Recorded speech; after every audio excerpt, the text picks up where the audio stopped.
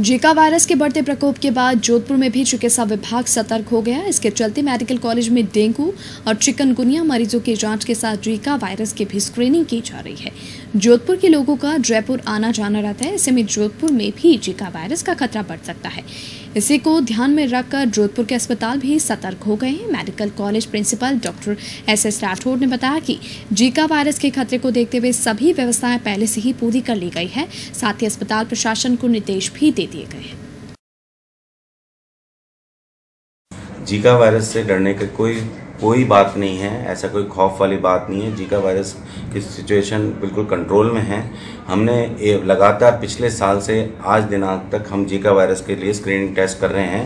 अप्रैल से आज दिनांक तक 147 हमने स्क्रीनिंग टेस्ट किए हैं।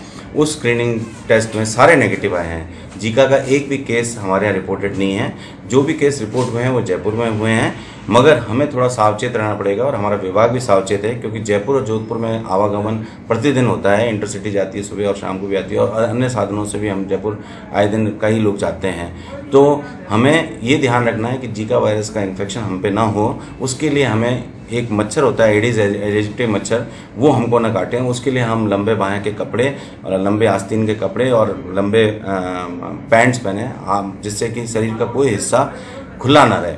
दूसरा, तरह तरह की क्रीम आती है जिससे कि मच्छर भाग जाते हैं, काटते नहीं हैं, वो उनका भी उपयोग करें। और घर में कहीं पे भी पानी इकट्ठा हो, उन सामानों को खाली रखें। जैसे कूलर है, पक्षियों के लिए परिंदे अपन लगाते हैं, उन सबसे नियमित पानी खाली करें ताकि उसके लार्वा पनपे नहीं। ये मच्छर से ही पनपता है। ये जो मच्छर है, एडिस मच्छर है, सुबह और दिन में काटता है। और ये जो एडिस मच्छर है, ये 3 तरह की बीमारी फैलाता है।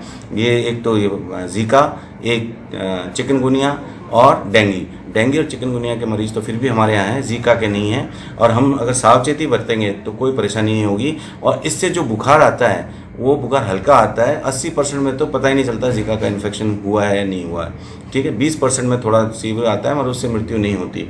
केवल जो प्रेग्नेंट औरतें हैं, जो जिनके शरीर प्रेग्नेंट औरतें हैं, उनको थोड़ा सावधानी बरतनी होती है, क्योंकि इससे जीका सिंड्रोम होता है, जिसके कारण जो बच्चा पैदा होता है वो छोटा सिर के आकार का बच्चा पैदा होता है, और उसके जो ब्रेन होता है वो उसमें कमी रह जाती है, अंडर डेवलप्ड रह जाता है।